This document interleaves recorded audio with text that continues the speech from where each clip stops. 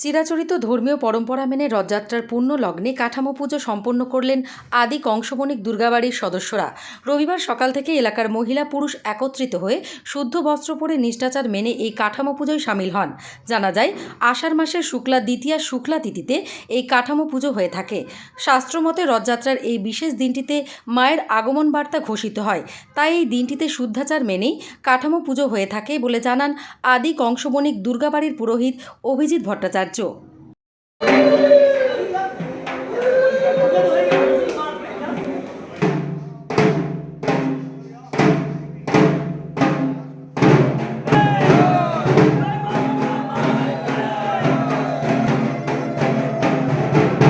প্রতি বছর ধরে যবে থেকে আমাদের এই দুর্গাবাড়ি স্থাপিত হয়েছে সেই দিন থেকে এই রথের দিন এখানে মায়ের যে কাঠামোর উপরে মা তৈরি হবে সেই কাঠামো এবং যেসব সরঞ্জাম লাগে মা তৈরি করতে সেই সব সরঞ্জামের পূজা হয়।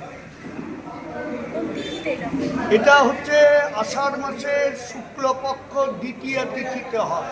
এই সময় রথ চলে। এটা এখান থেকেই শাস্ত্রে লেখা আছে, এই রথের দিন থেকে মা তৈরি হতে শুরু করবে।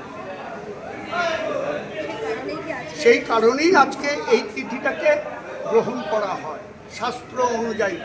আপনারাও দেখবেন যে সব ক্লাব এবং মন্দিরে আজকেই কাঠামো পূজা হচ্ছে। আমার নাম অভিজিৎ ভট্টাচার্য। চিরচারিত কথা মেনে আমাদের এই রথের দিন আমাদের যে মা দুর্গা তাদের যে কাঠামো পূজা হয়, আজকে থেকেই আমাদের দুর্গা পূজার সূচনা হলো। এবং আজকে আমাদের মৃৎশিল্পী, কুমার এবং পুরোহিত ডাকি সকলেই আসে। তারা বংশ পরাক্রম করেই এখানটায় আছে, তাই আজকে পুজো হলো। এবং আমাদের সামনে একটা হলো আজকে থেকে যে দুর্গা পুজোর দিনের সূচনা, সেটা উন্মোচন হলো। কাঠামো পুজোর পর থেকে এরপরে পুরোহিত যে কুমোর, সে আমাদের প্রতিমা তৈরি করে।